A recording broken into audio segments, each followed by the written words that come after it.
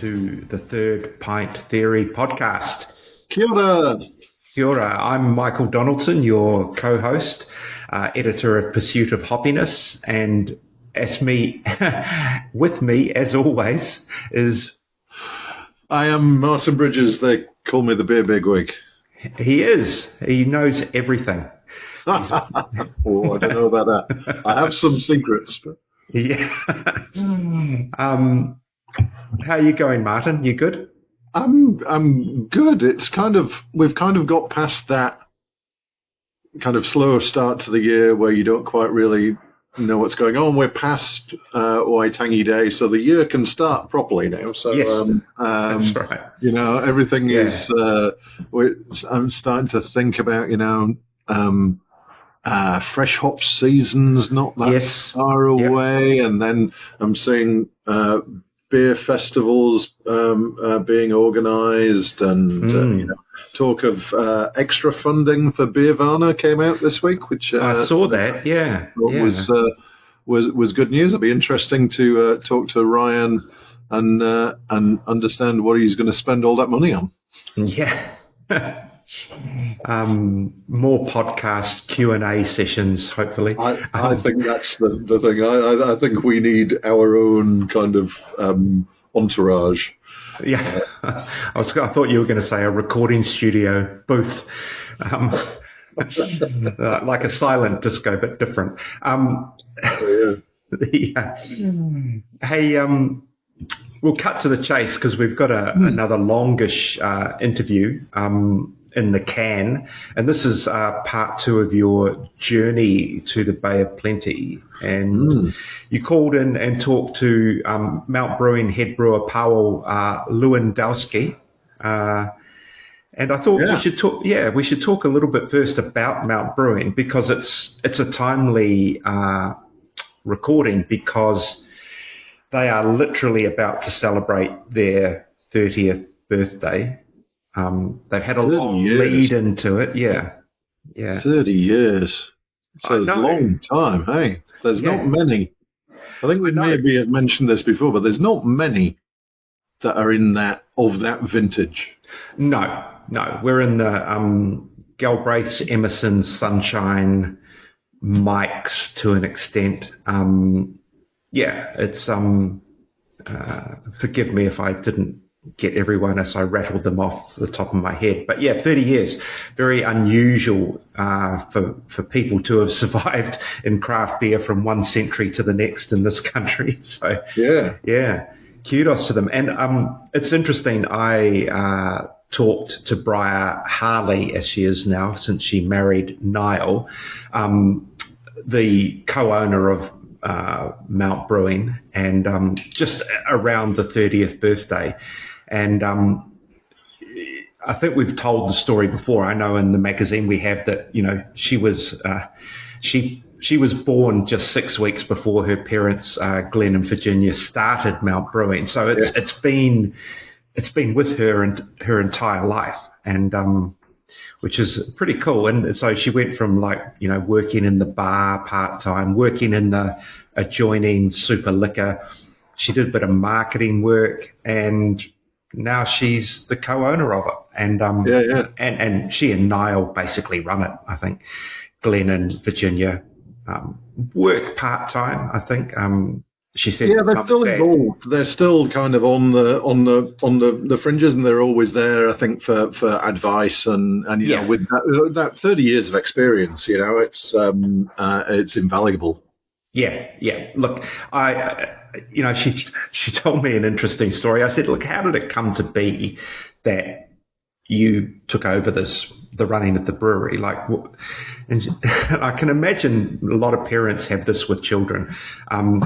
And she said, well, we were coming back from overseas and the brewery was just there, and we said to Mum and Dad, hey, look, we thought we might just step in and take over.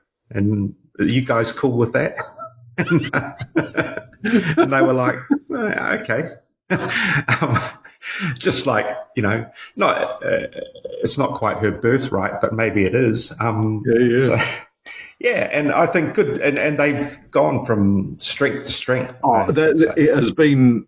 if you look back, that's the tipping point, I think. Yeah. You know, as we say, Mount Brewing have been around for 30 years, but for probably over 20 of those years, you wouldn't have had any exposure to them unless you went to the Mount. You went to the Mount, you went into the rising tide, and you would enjoy their beers, and they made good, decent beers.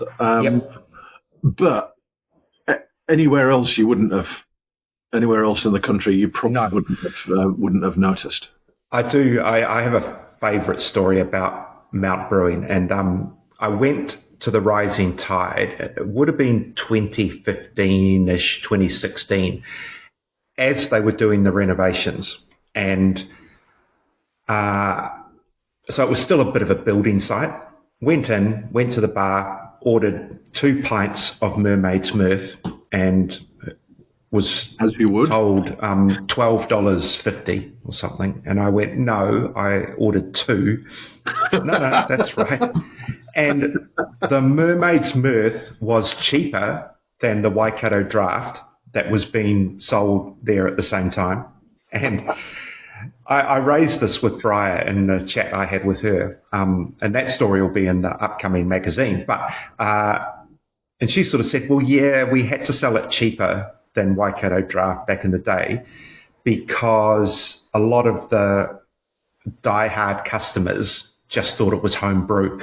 And, right. That was the vision of it, or the perception of it back then. You've just made this out the back, it's yeah. And I mean, that place, it did have a little bit of a working class kind of edge to it at the time. And I think so they've really gone up market with it since the renovation. And look, the other thing she said that was really interesting, because I raised the fact that if you remember, Funk Estate went in there very briefly. There was a merger or a joint venture. It lasted maybe 3 years. And wow, that long? I didn't realise. Yeah, sort of 2016, 2019, because then Funk went into liquidation in 2020, I think. But part of that deal was Mount Brewing previously had what they call a U-Brew kit. Yeah. And so Funk Estate bought their brew house down from Auckland, which had previously been Governor's Brewing. And so as part of the liquidation process, Brand House bought the Funk Estate brand, and the brewery ended up staying at Mount Brewing. And as she said, that made a huge difference because there was also a canning machine with it. And she just said that allowed them to really progress and elevate and move from bottles to cans, etc., etc. So a kind of a sad, bad news story on one hand proved to be just a little push that maybe they needed that was that 5-6 years ago now. And as you say, started them on a slightly different trajectory. So yeah, it is an interesting, and they've got 2 bars now, 2 Rising Tides, and they still own the Super Liquor store next door, which and they run events. So there's a lot of revenue arms, I suppose, in that business. So yeah, and they're in a great location. It's obviously there's been some tough times over the last few weeks, but Mount Maunganui is still a huge destination. At the time that I was down interviewing Pawel, it was kind of early December. And so they were kind of in full ramp up mode for the summer, and they were brewing 2 batches a day, 5 days a week, to basically build up stock for the summer. So that it's there is a seasonality to it. Obviously, that will kind of ease off, but they were flat out at the time. Yeah. Hey, look, I was thinking also about their Mermaid's Mirth, which is a sort of a flagship beer for them. I think they still call it an American Pale Ale. They do. They do. Even it's been sort of refined over the years, but in terms of, for me, that was the first I'd heard of Mount Brewing, because it was one of the beers of the year there was a Wellington magazine that I can't remember the damn name of, but Kieran Haslett Moore was one of the reviewers of it, and Hayden Green. Oh, yeah. Anyway, they had a panel that did blind tastings, I think, of beers, and they had Mermaid's Mirth as one of their beers of the year, around 10 years ago. So it had reached Wellington way back then. So I think a few things did at that time. That was kind of like things made their way to Wellington, because Wellington at that stage probably was very much the epicenter of, certainly in the North Island, the craft brew scene. Yeah. Talking of Mermaid's Mirth, as Pawel will mention during the interview, as part of their 30th anniversary, they have been launching six beers, and they're 5 into that so far, I think, and one of them is the Heritage Recipe Mermaid's Mirth. Okay. So it'll be interesting. Try that one and see whether it kind of takes you back. It'll have a lot of crystal malt in it, I'm sure. All those years. So they're going to do. I think the plan is to do a mixed 6-pack. Once the 6th one has rolled out. The 6th one hasn't been announced yet, but I have a sneaky idea what it might be. Okay. Your lips are sealed, though. I can lips tell. are very much sealed. Yeah. I can't be bought. Well, I can, but not on that. No, not on that. Not on that sense. So there's a New Zealand draft. There's the aforementioned Mermaid's Mirth. There's a passion fruit and pineapple hazy. There's a rebrew of Point Break, which was their West Coast IPA Challenge winning. Great beer. Beer, and the Golden Hour hazy XPA, which has always been a bit of an odd one for me. So how can you have an hazy XPA? But anyway, I suppose you can. But that was a good beer. It is a good beer. It came up in the New World Beer Insider Awards a few years ago. It's like maybe, I want to say, around 4%. It's at that low end of the ABV, but it was a really nice, light, refreshing hazy. And I think I understand this 6-pack is going to be released around March the 9th-ish. So I think so. I think that the party for the it's the 7th. Is the 6th, the 7th, something. 7th of that March, weekend. A weekend I know I cannot be in the Mount, which is a very annoying date. But I think around that time is when the 6-pack will come out. So. Yeah, exactly. Yeah. The other thing I think that's interesting about Mount Brewing is they have an Irish stout, because Briar's husband Niall is Irish. He's from a town called Ballyshannon in Donegal, and I don't know if are you a heritage rock and roll fan, Martin? I use the word heritage as in sort of 60s. Old. Well, there was Rory Gallagher, who was regarded as Ireland's first rock and roll star, really. Absolutely. Great guitarist. He was from Ballyshannon, and there's a statue of him in the town. So anyway, that's where Niall's from. And as you can imagine, a lot of the black stuff gets drunk in that part of the world. And So I thought Mount Brewing were quite clever in that they created a little Irish bar vibe over the winter and started they called it, Harley's 100. As in same as like Guinness 100 clubs. You drink 100 pints of this and you get your name on the honours board, so to speak. And the interesting thing about that is, well, this is what Briar told me, that it just went gangbusters. And first of all, the beer is really good. It's a really good beer. And a lot of people kind of come into it because you've heard of Guinness and the Guinness 100, and they want to, but it's also gamifying it for younger people, which maybe we shouldn't do with alcohol, but, such is life. But she said one of the things that surprised her was the amount of younger people in their 20s, who were in there drinking this dry Irish stout.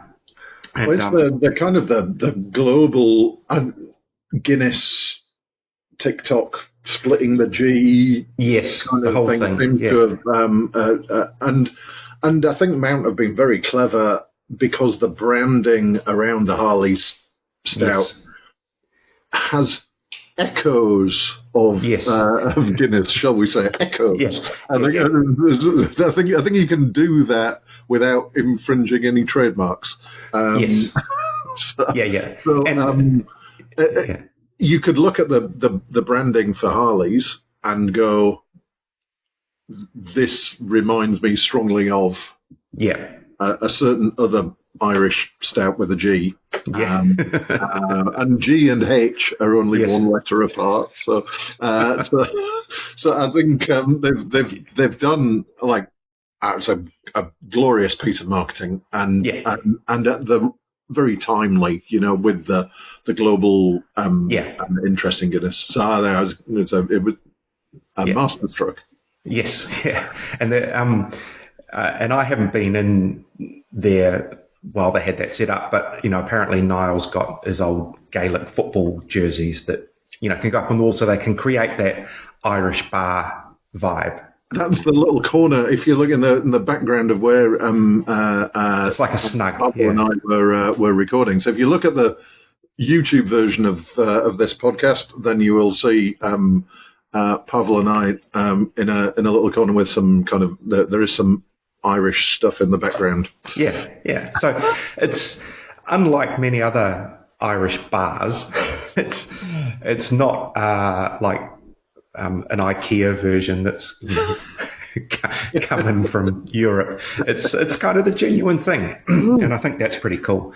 Yeah. And and it's a story that it has context and background around the people that are involved in making the beer. So it's great, I think.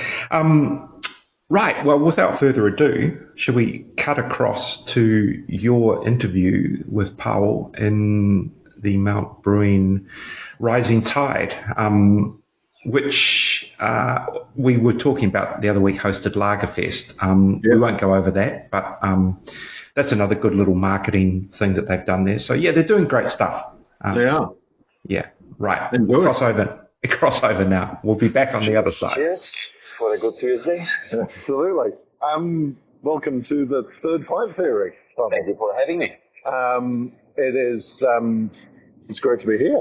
I was trying to remember if I'd ever. I don't think I've ever actually been in the Rising Tide, which is your home, your tap room for Mount Brewing. Oh, thank you for coming here. It's definitely a special area, special place. You can, as I mentioned before, it's like every time you come here, it's mini beer festival, right? So we're experiencing one of 40 taps that we have, nearly 40 taps. So it's a place to be. What is just before we kind of get into everything else? What are we drinking? Also, at the moment we are drinking Oktoberfest beer, German Pilsner. I'm saying Oktoberfest beer because we brew this beer specifically for Oktoberfest.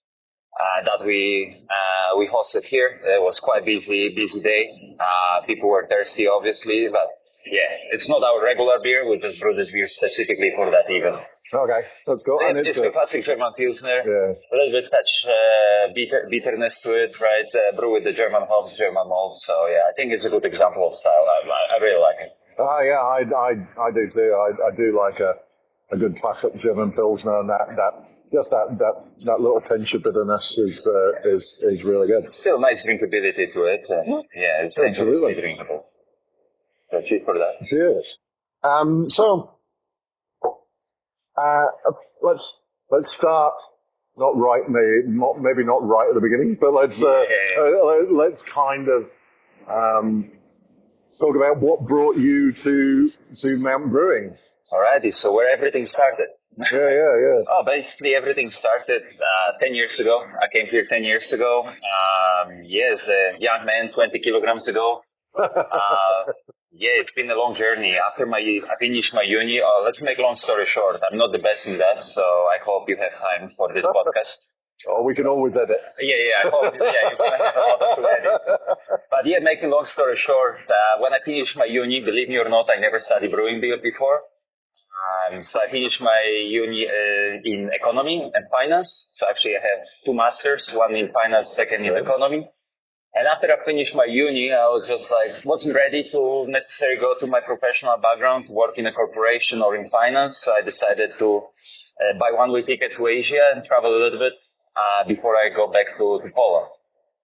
And then I moved to Indonesia, lived there for 1 year, and then I wanted to move forward somewhere else. So work and holiday visa came out for the Polish people to New Zealand, and I was like, you know what? I don't have any plans to come back at the moment. I'm not in a rush. So I look at the map where actually New Zealand is.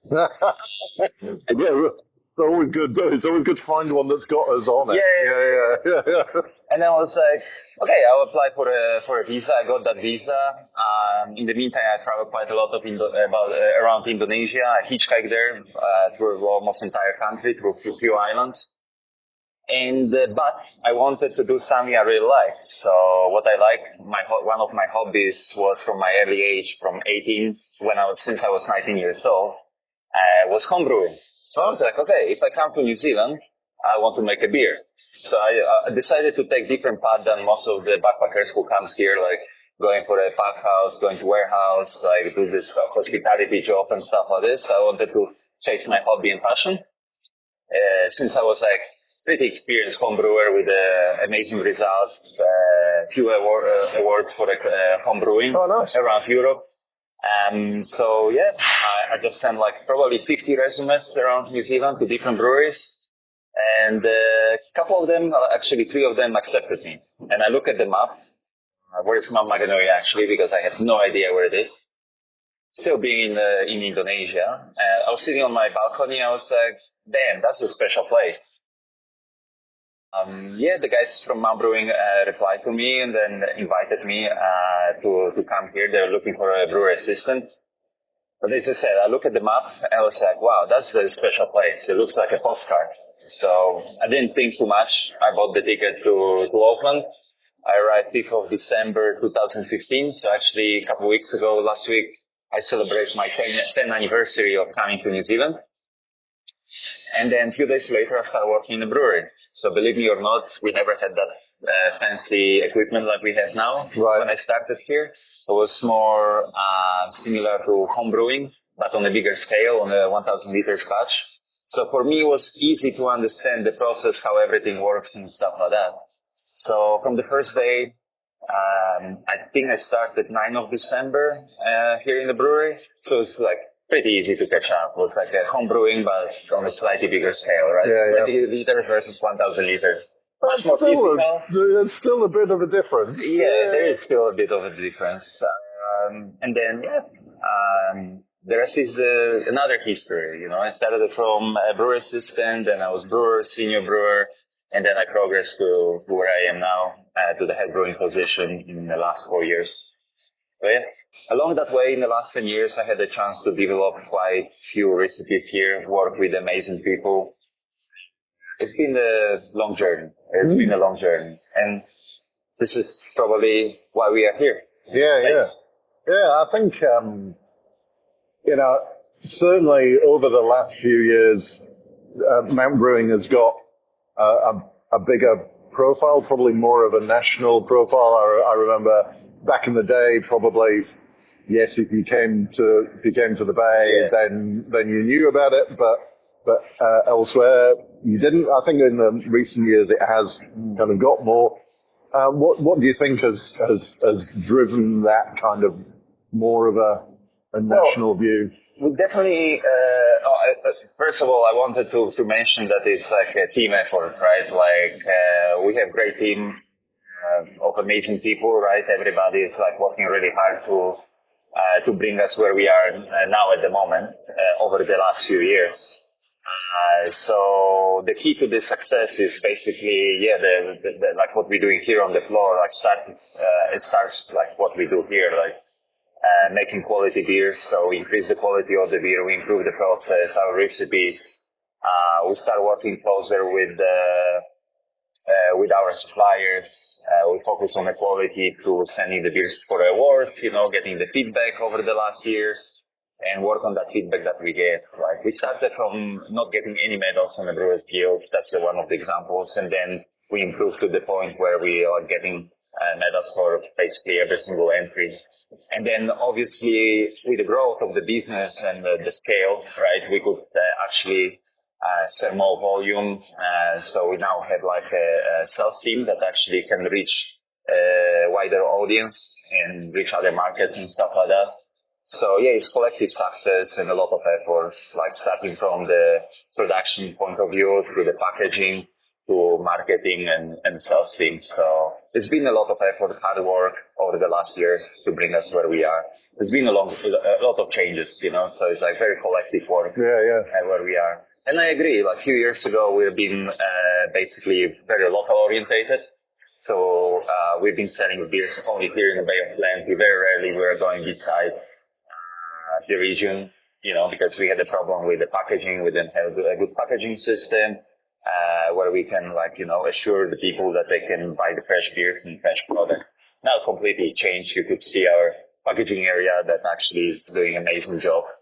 And that's, again, it helps to improve the quality of the beer. And yeah, we actually can put our beers on the shelf in the supermarkets and to other regions, so yeah, it's been a process. It didn't happen from one day to another. It took like years of hard work, basically. So I think it's really good that kind of you've been here for those 10 years, because over that time you've had kind of the chance to shape things as you've gone, and you've built that knowledge.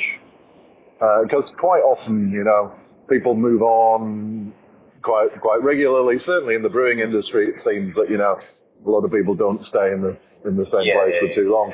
But because you've had that longevity here, you've got that. You understand. Well, obviously the kit has changed over the years, but how everything comes together? Well, I agree. Like, as I mentioned before, before we started the podcast, I experienced here everything. With Tom, we are here 10 years, so we've seen everything, we experienced everything, but that experience helped me to actually shape the process, shape the beer, the quality, and work on the things I really want, and I believe that beneficial for a product, but also the brand as a brewery, I had different approach, I feel, from New Zealand kind of point of view. I brought a lot of experience and my ideas back from Europe. Yeah. So I'm 35 years old, but I've got nearly 16 years of experience of the industry.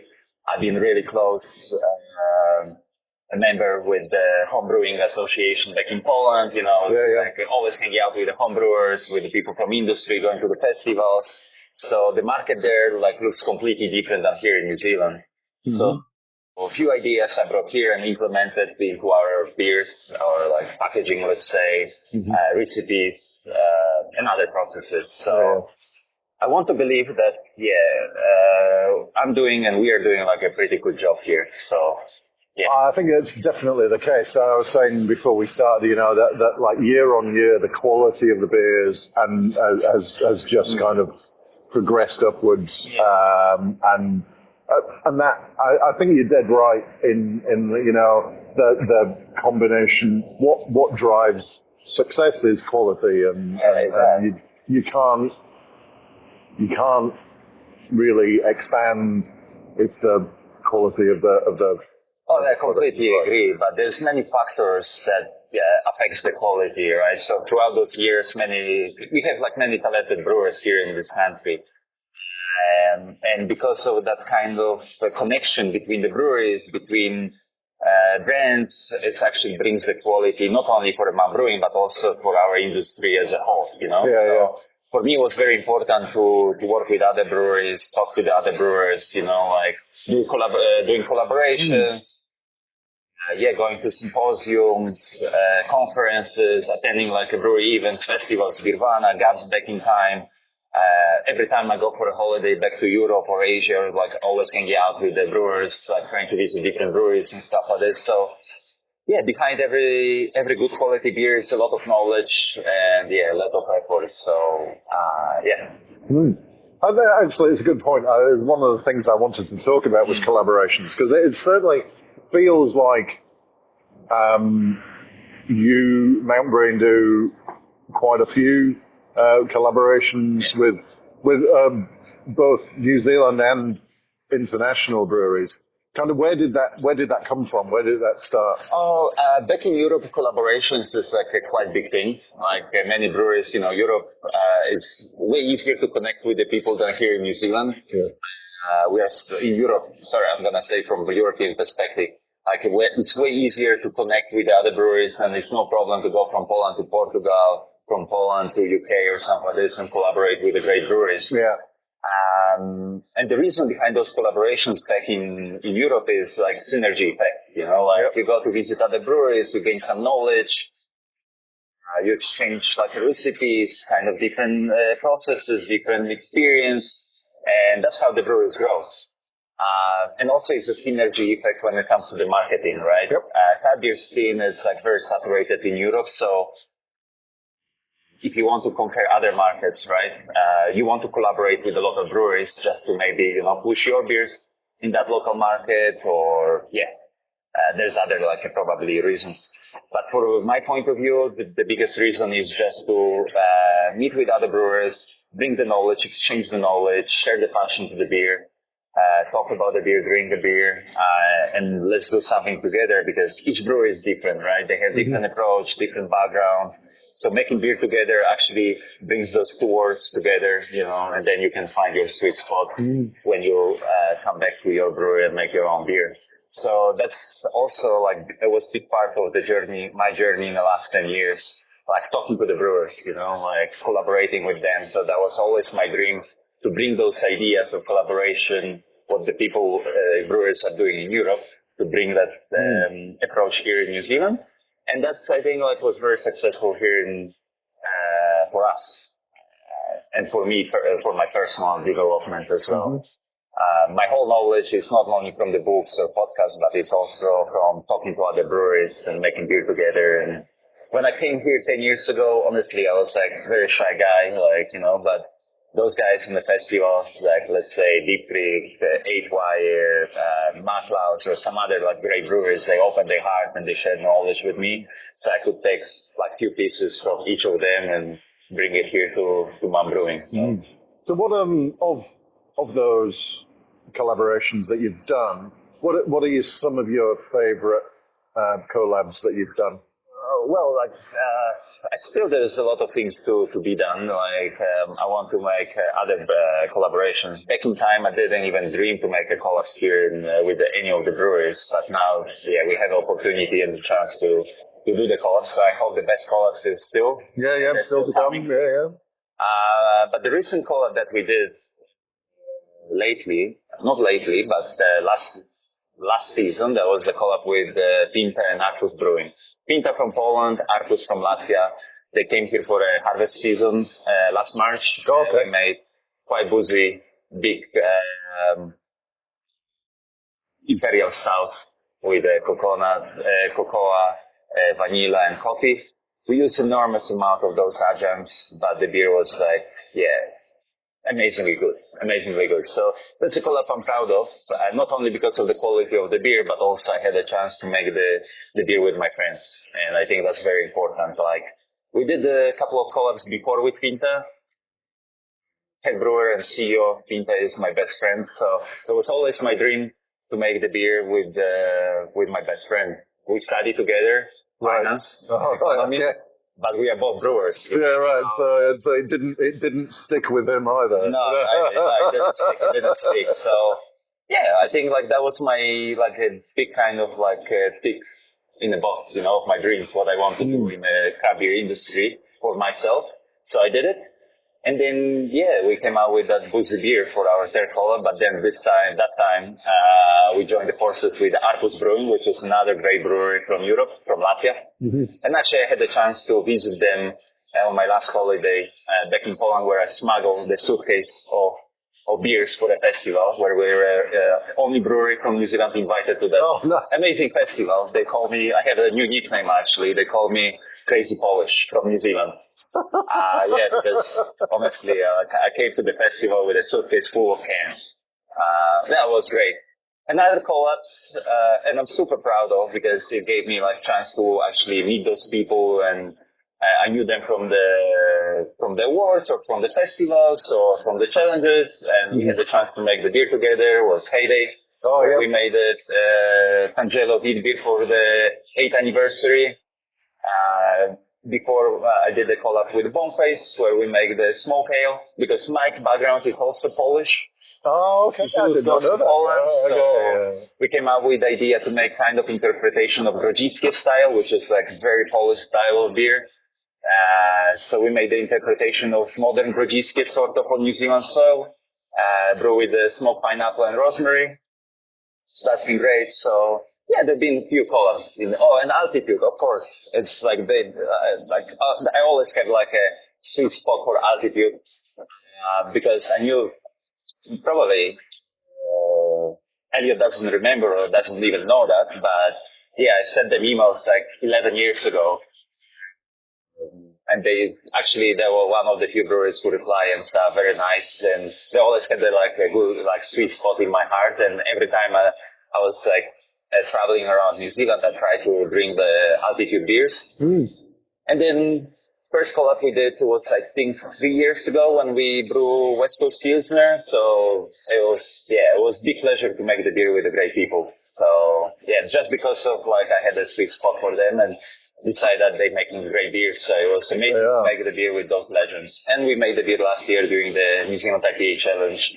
At that time we brew Belgian Double.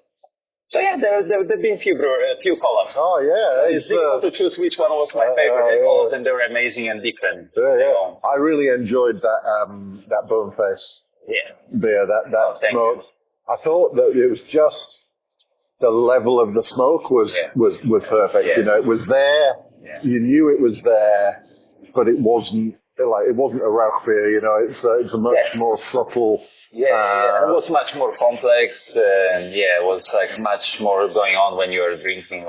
First, smokiness hits in your face, but then it mellows, then it's followed by the smoked pineapple, and in the end you have those herbaceous kind of smoky vibes of rosemary. So I really enjoy it.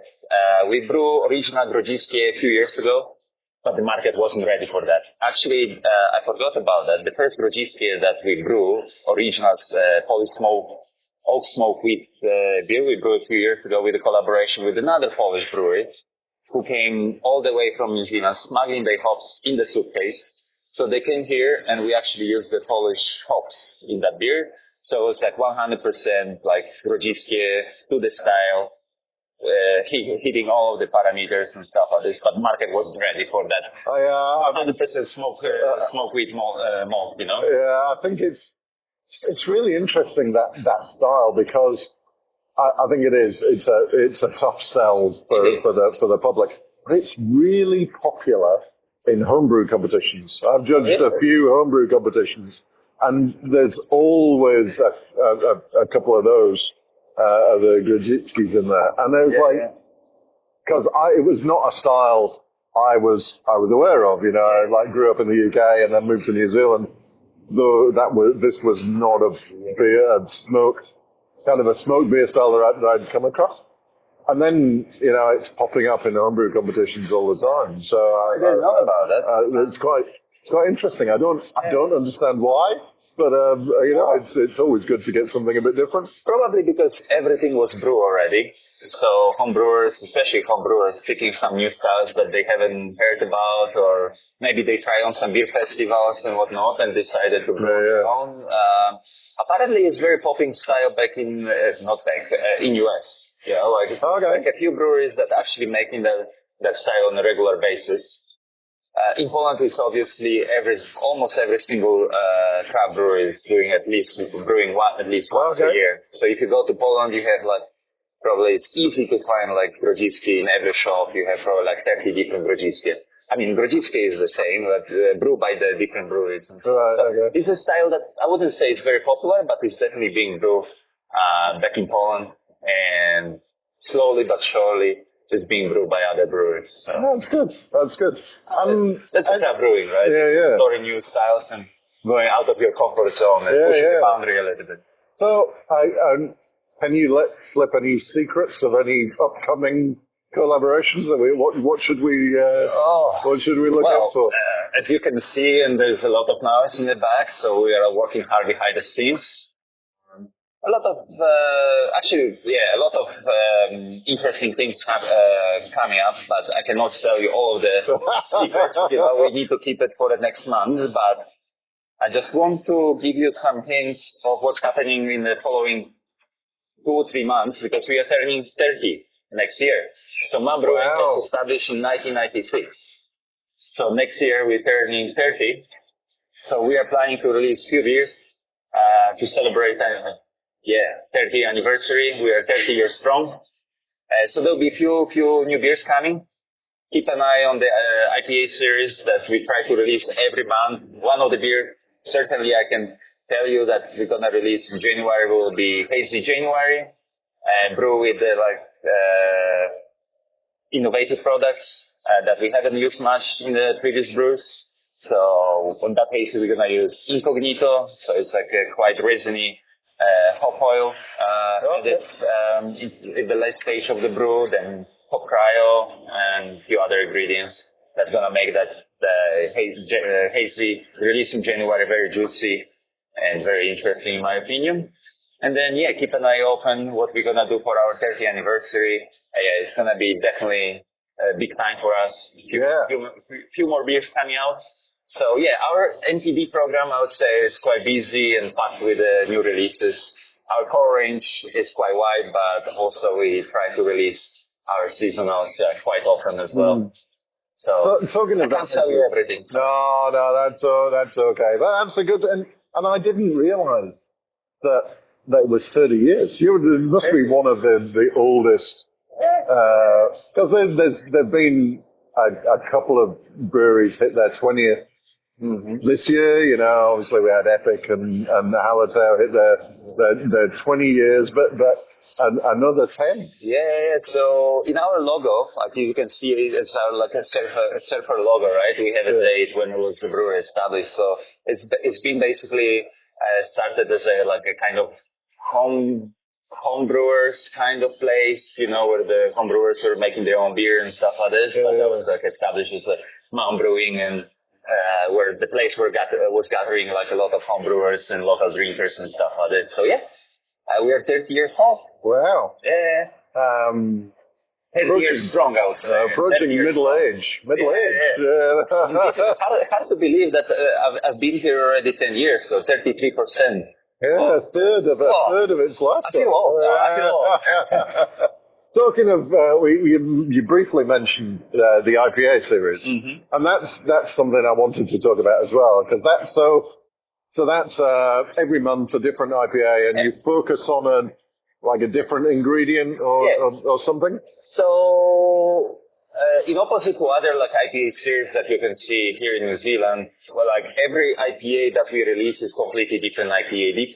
Think about different style, different process, different methods, different ingredients, different yeast, something new.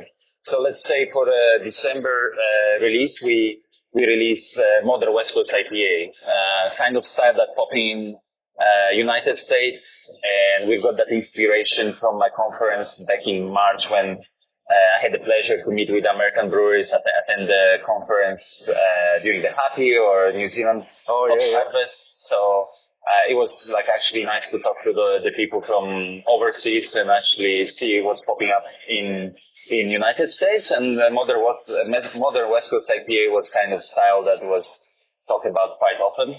So that's why, we decided to brew our own Modern West Coast IPA. So what's different about modern West Coast to classic West Coast? And again, it's not official style, right? Right.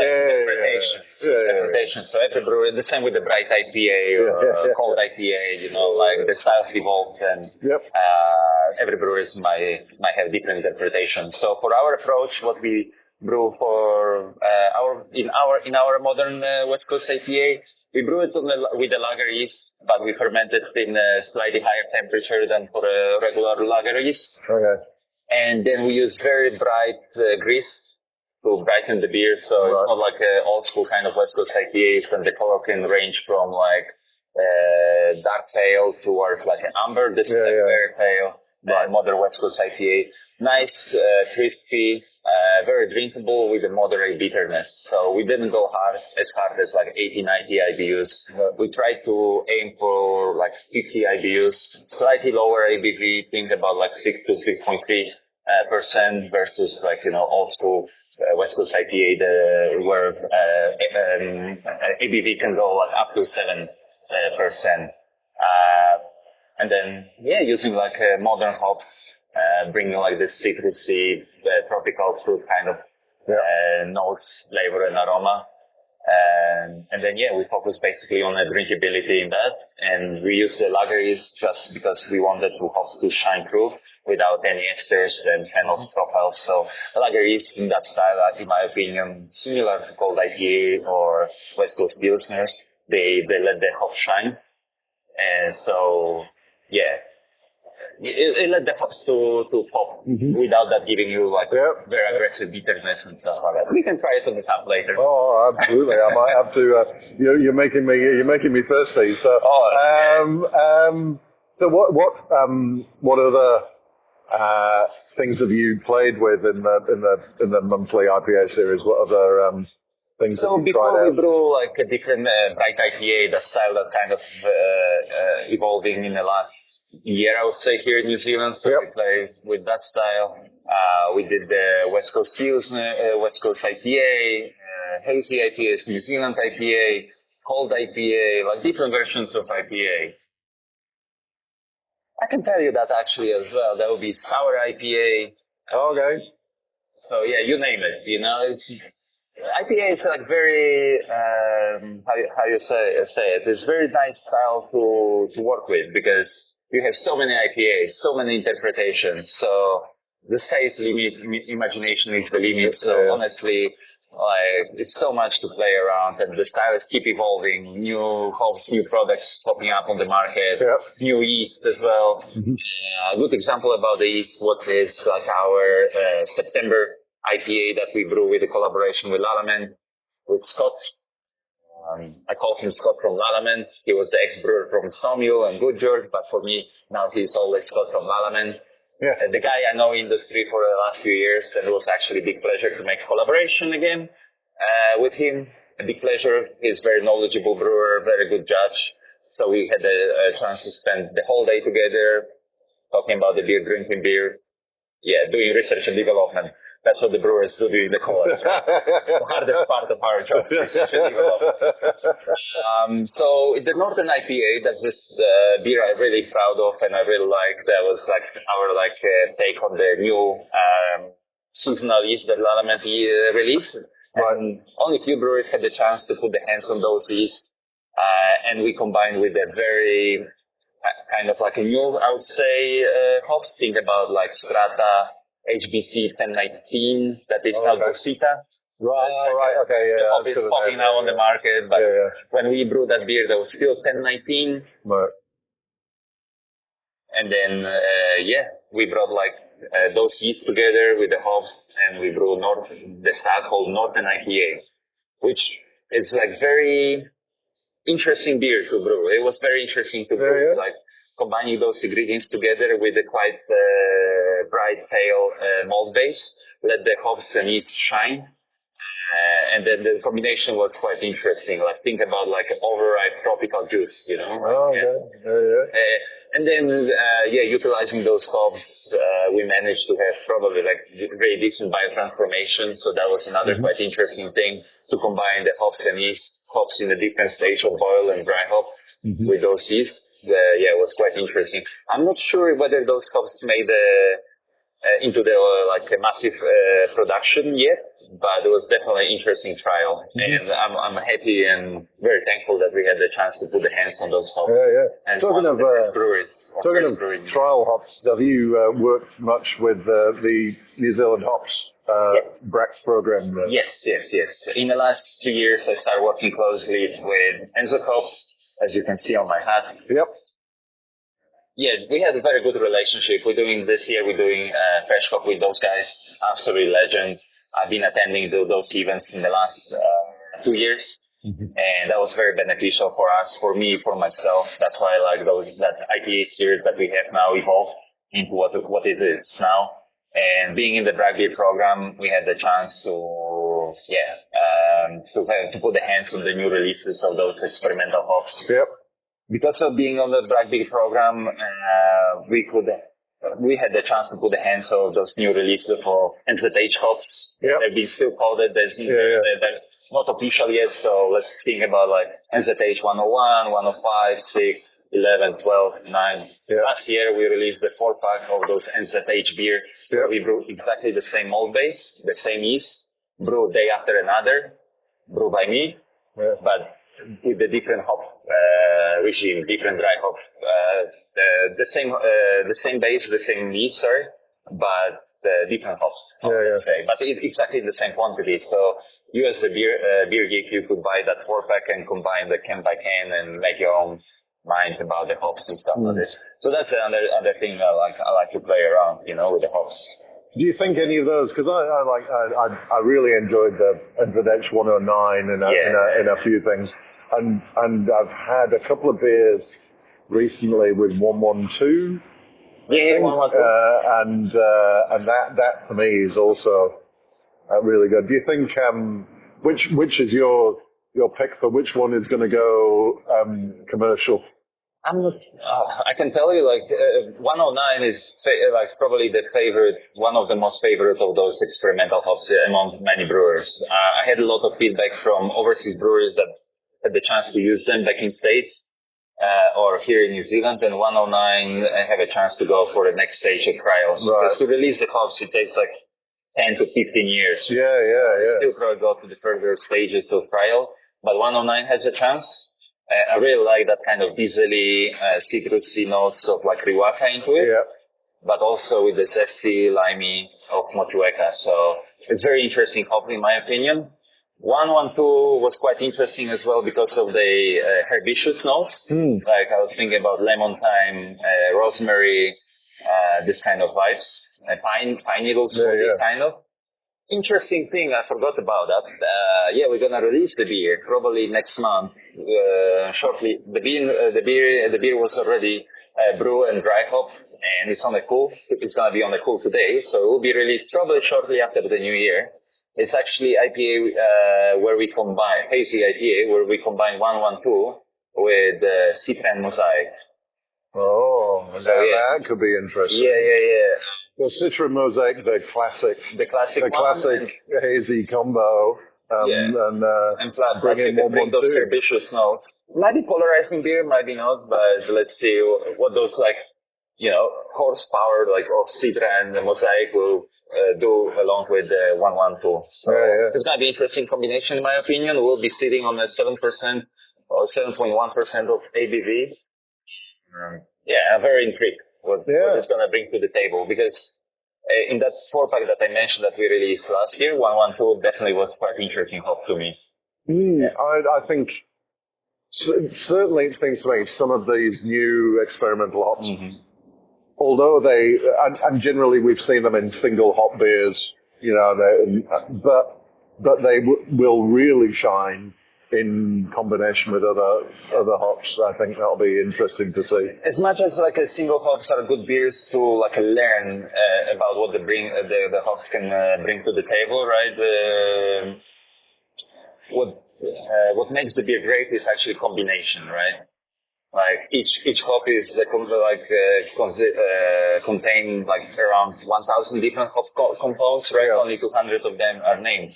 So if you combine like let's say 2-3 different hops, that's how the magic happens. Yeah. Single hops are good for learning purposes, but when you may create like a great beer, you actually need to combine with something else.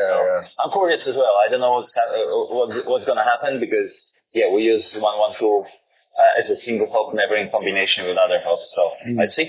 Yeah. Looking forward to it. Yeah, me too. The last thing I just wanted to talk about before we wrap up, and I'm sure we can talk all day, but is kind of the beer scene in the Bay of Plenty, because I kind of feel that it's really on the up around here. Is that? It's changed a lot in recent years. It's everything thanks to people being thirsty, probably. And second of all, it's just like having new breweries here.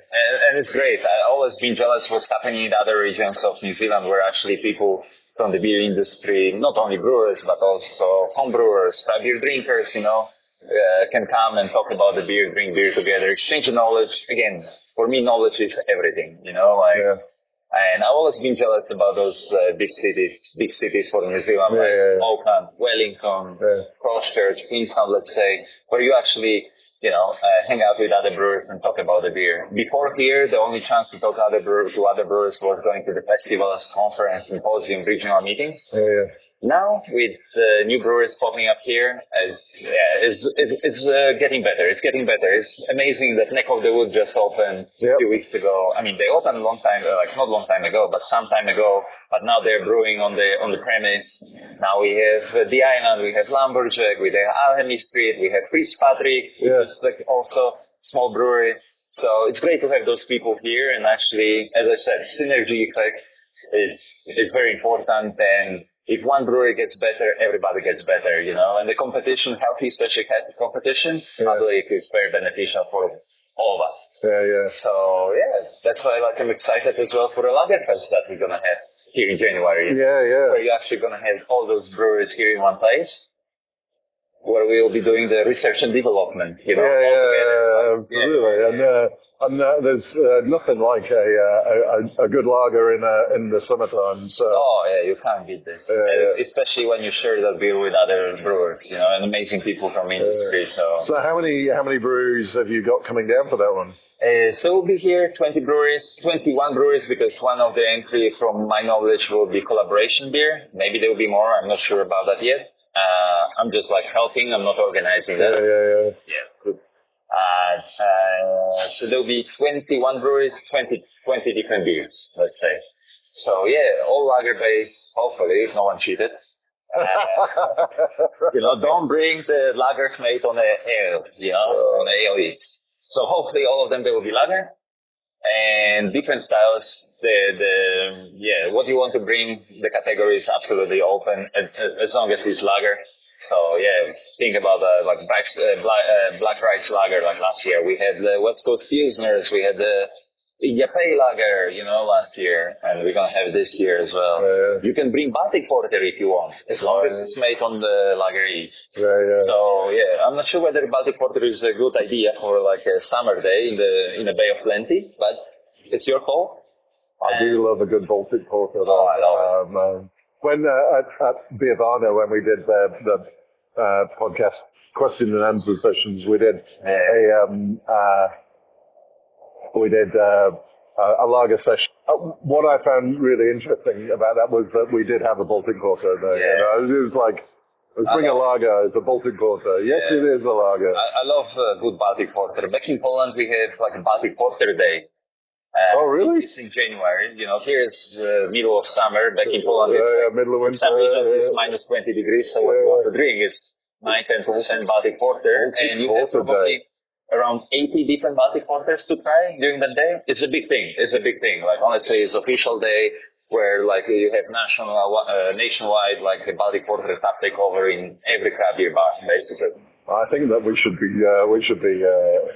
importing that. I think maybe kind of like June, July. Opposite. Well, it's perfect season. Like, we do our dark beers seasonals during the winter times because that's the perfect time. It's still not too cold here, but this is the only time where you can make like a big boozy dark beers. Yeah, you don't, certainly here in New Zealand, you don't want to do like 12% Imperial Stout. I would love to, but... but possibly not in January. For me, it's more about certain settings rather than weather, but I understand that if you go to the bar, you don't want to necessarily drink like very big beers. No, not at that time. Yep. Look, that's it's been awesome. It's been an awesome chat, and I really appreciate you taking time out of a busy double brew day. It's not my first rodeo, it's not my first season, so it's been a big pleasure. It's been really good. Thank you very much, Pawel. Thank you very much. And cheers. Cheers. Let's see. Brilliant, Martin. That was great. And Pawel is such, we didn't touch on it at the start, but he has made such a difference to the beer. And I guess a focus on quality has been really important. Absolutely. I think he's a superstar. He's such a nice guy. It was like I could have just sat there all day talking to him. He's just such a nice guy. But he is so generous with his time. He is so generous with his knowledge.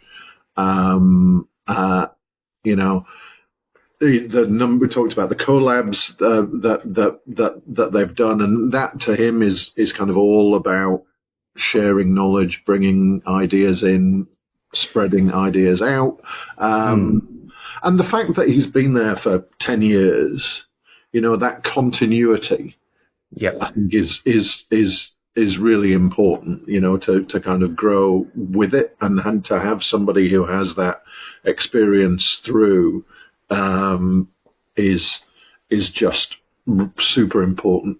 Yeah. I mean, it's interesting when I talked to Briar around the 30th birthday, and I was just sort of mentioning how much they've grown since it was mum and dad, and I mean they had a brew team back then, but I think it was small, but they have 80 staff across all their businesses, which is a big business, Yeah. Okay, they've got multiple venues, but I would say, that's Parrot Dog Garage Project size staffing. So it's a big enterprise now. Yeah, and great beers. So I think so. I think and the quality is impeccable, and it's a real focus. They've got that team. That team have got it dialed in.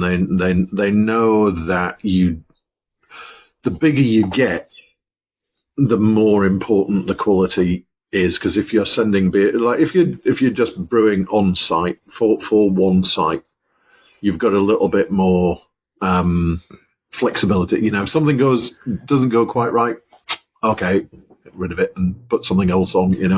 But if something's gone out into the world, that's out there and you can't get it back. And people are going to go, oh yeah, I had that Mount beer and it wasn't all that great. And so I think the emphasis on quality is really important, and Pawel is really dialed into that. I think it's another classic of we've done however many of these interviews we've done. You talk to people about their origin story and whatever. Nobody ever plans to get into this, do they? No.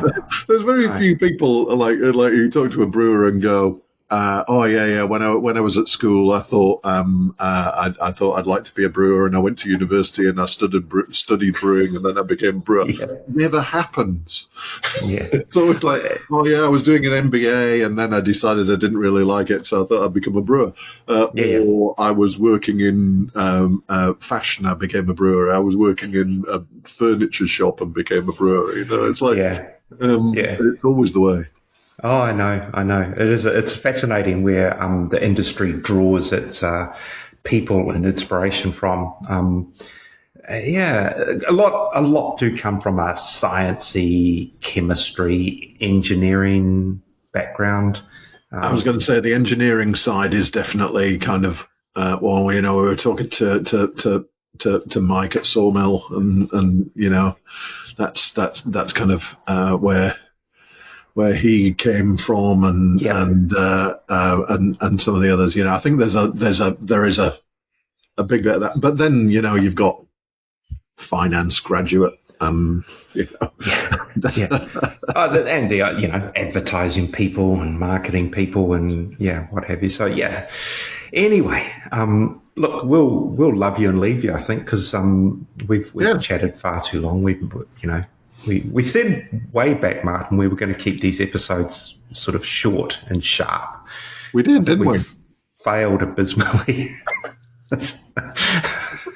We're just having too much fun. Exactly. Hey, I did get a note from a listener who wanted to know about where to download the pods from to listen to them in the car. And so I think it's worth directing people, you can get them at Apple and Spotify, the two main outlets. But I sent him to Pocket Cast, which you had recommended to me, and he came back with, that's the ticket. So very easy, Pocket Cast, the app to use to get the pods and to download them. So that's just another channel for those who don't want to give their money to the big billionaires. It doesn't come to us. They don't go. No. We don't get a cent.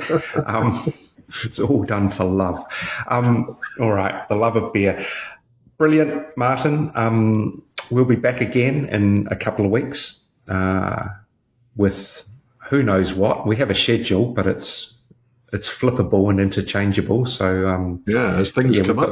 We've got some good ones loaded and ready to go, including you've been in to see Brothers Beer, Ewan at 16 Ton, ahead of the Rare Beer Challenge, which you are the head judge for. I am indeed. And then we're going to have, I think it'll be a really good one, Denise Garland and Dave Wood from Wellington, who have the Winter Ales Festival in Wellington again this year. Tickets will be going on sale for that in March. So we're going to talk to them in coming weeks ahead of that. So we've got a lot coming. So stay tuned and stay informed, hopefully. And in the meantime, drink some good beer. Drink good beer. Right.